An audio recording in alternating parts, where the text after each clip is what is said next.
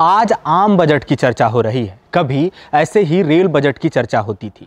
Rail मंत्रालय अलग से बजट पेश करता था।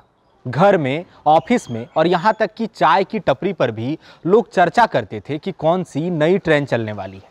कई राज्य नए दामाद की तरह खुश हो जाया करते थे क्योंकि उनको नई ट्रेनें मिलती थीं, तो कई राज्य फूफा की तरह रूठ जाते थे कि हमें अनदेखा कर दिया। गठबंधन की सरकारों में तो रेल बजट ज्यादा चर्चा में रहता था। बतौर रेल मंत्री लालू प्रसाद यादव जिस अंदाज में बजट भाषण पढ़ते, चुटीले अंदाज में जब वो रेलवे में नई सुविधाओं की घोषणा करते, तो वो मीडिया की सुर्खियां बन जाती थी। लेकिन बीते 5 साल से ऐसा नहीं हो रहा है। अब अलग से रेल बजट पेश नहीं होता, चर्चा भी नहीं होती। आपने कभी सोचा है कि ऐसा क्यों हुआ? कब से रेल बजट को आम बजट से मिला दिया गया? चलिए यहां इसी बारे में बात करते हैं। नमस्कार, मैं सूरज हूं और आप देख रहे हैं द फॉलो अप। सितंबर 2016 यही वो तारीख थी जब तात्कालीन मोदी कैबिनेट ने फैसला किया कि अब रेल बजट अलग से पेश नहीं किया जाएगा। दरअसल 2015 में नीति आयोग के सदस्य विवेक देबरॉय की अध्यक्षता वाली समिति ने सरकार को सलाह दी कि रेल बजट को अलग से पेश करने की परंपरा खत्म कर दी जाए। सरकार ने लंबा विचार विमर्श किया, कई मीटिंग्स हुई। आखिरकार 21 सितंबर 2016 को सरकार ने इसे मान लिया। लगभग 92 साल पुरानी परंपरा खत्म हो गई। यहां आपकी जानकारी के लिए बता दूं कि पहली बार साल 1924 में अलग से रेल बजट पेश किया गया था। अब यहां दो सवाल खड़े होते हैं। पहला सवाल कि 1924 में क्यों अलग से रेल बजट पेश करने की शुरुआत हुई? दूसरा सवाल कि आखिर क्यों 2016 में इसे आम बजट के साथ मर्ज कर दिया गया? चलिए इसे समझते हैं। दरअसल 2016 में, यानी जब यह फैसला किया गया, तब छपी कई मीडिया रिपोर्ट्स के मुताबिक औपनिवेशिक काल में, यानी जब भारत में ब्रिटेन का शासन था, सरकार को मिलने वाले राजस्व और जीडीपी में रेलवे की हिस्सेदारी अनुपातिक रूप से ज्यादा थी, तकरीबन 80%। ऐसे में जब सरकार को रेल बजट अलग से पेश करने की जरूरत महसूस हुई। 1924 के बाद हर साल रेल बजट अलग से पेश किया जाता रहा। 1947 में भारत को आजादी मिल गई, लेकिन परंपरागत रूप से रेल बजट को अलग से पेश करने का चलन जारी रहा। 2014 में देश में बीजेपी के नेतृत्व वाली राष्ट्रीय जनतांत्रिक गठबंधन सरकार सत्ता में आई। योजना आयोग अब बन गया था नीति आयोग। नीति आयोग को बजट व्यवस्था में सुधार के लिए सुझाव देने का जिम्मा सौंपा गया। 2015 में नीति आयोग के सदस्य विवेक देबरॉय की अगुवाई में एक समिति का गठन किया गया।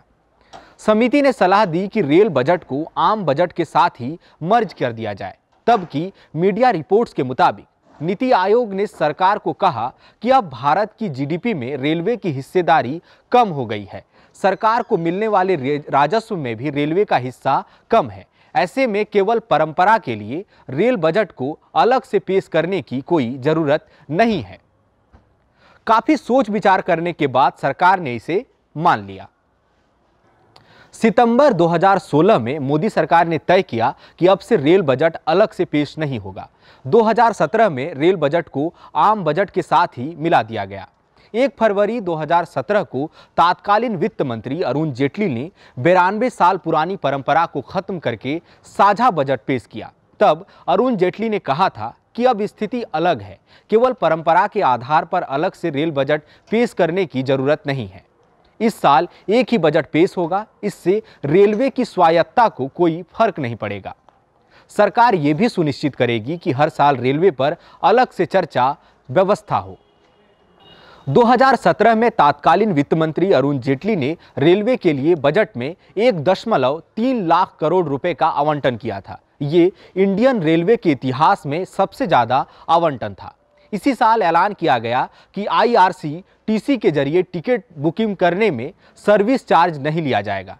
इसके अगले साल यानी 1 फरवरी 2018 को रेलवे का आवंटन बढ़ाकर 1.48 लाख करोड़ कर दिया गया। रेलवे स्टेशनों में वाईफाई और सीसीटीवी कैमरा लगाने की शुरुआत भी इसी साल की गई। आखिर में एक जरूरी जानकारी और ले लीजिए। 25 फरवरी 2016 को आखिरी बार रेल बजट अलग से पेश किया गया था। उस समय रेल मंत्री रहे सुरेश प्रभु ने अलग से रेल बजट पेश किया। इस साल वित्त मंत्री निर्मला सीतारमण ने आम बजट में रेलवे के लिए 2,48,000 करोड़ रुपए का आवंटन किया है। कहा है कि अगले 3 साल में 400 वंदे भारत ट्रेनें चलाई जाएंगी, शहरों में मेट्रो सिस्टम को बेहतर किया जाएगा, 3 साल में 100 कार्गो टर्मिनल बनेगा, अर्बन ट्रांसपोर्ट को रेलवे से जोड़ा जाएगा। ये इंफॉर्मेशन आपको कैसी लगी कमेंट सेक्शन में जरूर बताइएगा। झारखंड और बिहार सहित देश दुनिया की बाकी खबरों के लिए बने रहिए द फॉलो अप के साथ। धन्यवाद। thefollowup.in Like, share and subscribe. www.thefollowup.in